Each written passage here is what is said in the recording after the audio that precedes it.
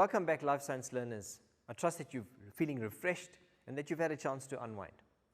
In this segment, we're going to look at the process of protein synthesis. Let's try and understand the context of where we are. We've looked at RNA and its structure.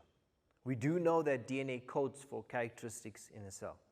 In this segment, we're going to spend some time looking at how DNA codes for protein synthesis and how that protein is synthesized. So essentially, the term synthesis refers to putting together something, constructing. So we're going to look at the process of protein synthesis. So guys, as I mentioned, we're going to look at protein synthesis and gene coding in this section. So what is a protein? If we go back to understanding what a protein is, proteins are organic molecules that are produced in the cell in an organelle called the ribosome. And this is again context to cell organization. Proteins are a very important part of a cell in terms of how it functions. We know that in a cell, enzymes are manufactured and these enzymes have specific functions. So when we talk about enzyme production, essentially those enzymes are made during a process called protein synthesis. We also know that proteins are the way a gene is expressed. What do I mean by that? A gene codes for a specific characteristic. How does that characteristic present itself? I.e., at the start of this lesson, we mentioned that, have you ever thought about how does a gene code for dark color hair? And hence, it is the expression of that gene where it sends out a specific message that is now going to be presented in a protein. And the presence of that protein in the cell will allow for what we call a physical appearance of that characteristic. So let's try and understand this complex process by looking at it and unpacking this very simply. So proteins are macromolecules. Again, DNA is a polymer. We refer to proteins as also macromolecules. They contain elements called carbon, hydrogen, oxygen, nitrogen, and sometimes phosphorus. We also know that the building blocks of proteins are called amino acids. And so we call them the monomers. And these are joined together. When we put them together, they're joined together by special bonds called peptide bonds. And these eventually form a chain called a polypeptide chain. So to unpack this, proteins are made up of monomers called amino acids. And these amino acids are present in the cytoplasm. We have a host of about 20 different amino acids. And these come from your diet. So when you're consuming your proteins, your meat, your fish, your chicken, your beans, these are rich in proteins. And so those proteins are broken down during digestion. And so we absorb all of those into our body and we have the building blocks of proteins. The body is then tasked with taking those amino acids and putting them together to make the amino acids chain that we require, i.e. a specific protein. So let's try and understand that process in detail. So the process of protein synthesis consists of two predominant steps. The first step is called transcription and the second step is called translation. I'm going to pause at the word transcript and I'm going to draw reference to what is a script. So if we try and understand what is a script could be a message, it could be information. And that information is essentially information that is having a specific code. So the first step in protein synthesis is called transcription, and the second step is called translation. If we were to understand the word translate means change the language or change the meaning. So the second step involves changing the script into a different language, or in this case, a different structure. So let's try and unpack this. So here I've got a very complex diagram with lots of information on it. We're going to try and unpack that by looking at this process in two different stages. To help you, let's understand the context of where we are. Guys, here's a cell, and that cell has been enlarged, and it's indicating that we now in a structure inside the cell which is represented by the nucleus. So if I were to illustrate where this process is happening, so we're in the nucleus in here, and on this side we outside the nucleus in an area called the cytoplasm. So just to give you context to where this process is happening. So the first process, as I mentioned, is called transcription, and that occurs in the nucleus. And that's followed by a process called translation, which occurs in the cytoplasm. Let's try and understand each one of these in further detail. So as I mentioned, transcription occurs in the nucleus, and it involves the production of an mRNA molecule. So as you would see in this process, a newly formed mRNA molecule is produced that leaves the nucleus. So this process of transcription involves the production of an mRNA strand. Guys, mRNA stands for the messenger RNA, and the production of an mRNA is to carry a specific message to the protein synthesizing factory, which is found in the cytoplasm. It's important that at this point we try and unpack the process of transcription.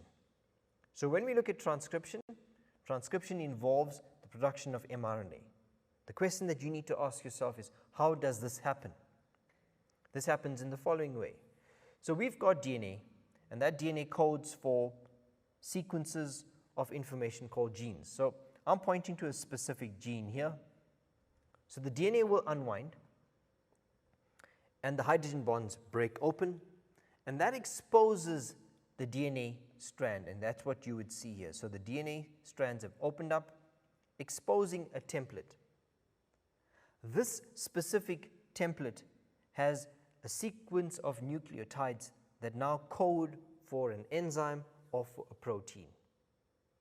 We need to recognize that all of this is happening through an enzyme called Rna Polymerase. So the Rna polymerase will be important in this process of putting together the mRNA. For the production of mRNA, we need the monomers, and if you refer back to the previous slides, the monomers are the nucleotides that make up RNA. So as the strands separate, we find that the enzyme Rna polymerase brings in complementary RNA nucleotides to base pair with the DNA template. So, and we would see that, for an example, the guanine base pairs with cytosine, the adenine base pairs with thymine, and very interesting is that the uracil base pairs with adenine, and we see that happening twice. So this is the production of the mRNA, which occurs because of the Rna polymerase. I'm going to try and unpack that in the next slide. And as that occurs, the entire gene is transcribed, and that gene then leaves the nucleus through the nuclear pore. The DNA then winds back into its structural form, and that process of transcription is complete. So if we were to recap on the process of transcription, transcription is the production of mRNA. In order for that to happen, the cell and the nucleus will identify a specific gene. At that point, Rna polymerase is able to unwind and break open the strand, exposing a template. The Rna polymerase brings in the free RNA nucleotides to base pair with the DNA template, and in that process produces a single strand of mRNA, which codes for the sequence of that gene. That mRNA is then released, it leaves the nucleus, and it moves out into the cytoplasm. The DNA then recoils and it reconfigures its structure back to a double-stranded molecule. The mRNA that leaves now has the information, and that mRNA has the information in a series of bases called codons. So we're going to unpack the term codon in a bit. We now move into the next process of protein synthesis, which is called translation. As I mentioned, the term translation refers to changing the language. So now we've got a sequence of nucleotides on mRNA, and I'm just illustrating that here for your reference. And that's, again, an mRNA molecule that's leaving and entering into the cytoplasm. At this point, it's important for us to recognize that mRNA contains what we refer to as, I'm just going to try and change the color of my pen, has these bases arranged in threes called a base triplet or a codon. So every 3 adjacent bases on mRNA are referred to as codons. So mRNA is made up of codons, and these lie next to each other. And these codons code for specific amino acids. So the amino acid codon or sequence is determined by the arrangement of these codons on the mRNA. Right. So the mRNA leaves, moves into the cytoplasm, and in the cytoplasm you have these structures called rRNA molecules. And as you would see them, these are called ribosomes, which I've now further enlarged in this image. The ribosome is going to read the mRNA and read it in specific sequences called codons. And as it reads each codon, it will instruct a tRNA molecule, and here a tRNA molecule is represented by these green structures, to activate a specific amino acid based on the codon.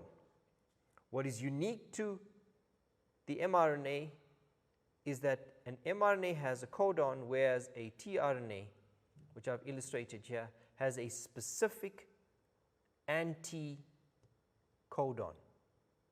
So that's the anticodon on a tRNA, and that often has a unique complementary nature to a specific codon on the mRNA, and that will determine which specific amino acid is brought into the ribosome. The ribosome continues to read each codon, instructs a tRNA to bring in a unique amino acid, and these amino acids are then held together by what we refer to as peptide bonds, and that chain continues to grow. And so we find that in this process that a polypeptide molecule develops, which is essentially a chain of amino acids, which will then grow and become significantly longer, and then compacted and reformatted into what we know as proteins. So as we wrap this section up, it is important that we recognize what we've just looked at. So we've had DNA that has produced a copy of mRNA. That mRNA leaves, it moves into the cytoplasm where you have the rRNA molecules. The rRNA molecules, or the ribosome, reads each codon. That's a codon. It will then instruct a tRNA molecule with the anticodons, which are here, to bring in a specific amino acid. So we refer to that as the amino acids. And these amino acids are activated by the tRNA. The tRNA will then transport or transfer that to a complementary codon on the mRNA. That's the new amino acid that has come in. The ribosome continues to read the next codon.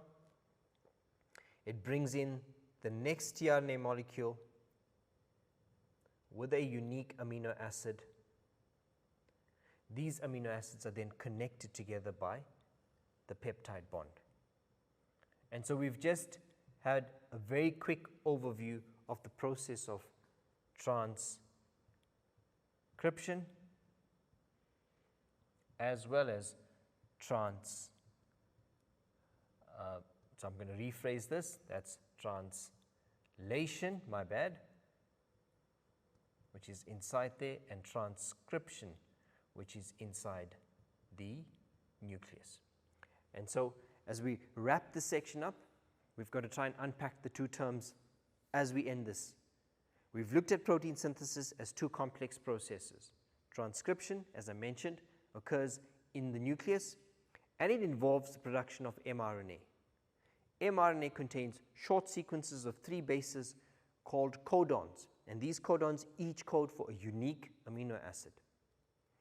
when that process of transcription is completed, the mRNA leaves the nucleus and it moves into the cytoplasm. The DNA then regains its structure.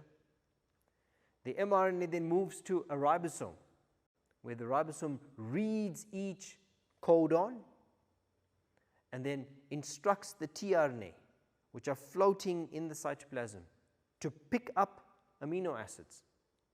And these are done knowing that there is a complementary anticodon on the tRNA. The tRNA activates an amino acid, brings it into the ribosome, docks in with the codon, and we have the next codon being read, the next tRNA molecule bringing in the second, third, fourth amino acids. The amino acids connect with what we refer to as peptide bonds, and we find that once that mRNA has been translated, we have a chain of amino acids now formed, and we refer to that chain as a polypeptide. And essentially, we've looked at a complex process in 2 stages. Guys, you've done well. We've looked at a process now which is often difficult to understand. You guys need a break, freshen up. When we get back, we're going to look at how genetic coding takes place. Short break, see you soon.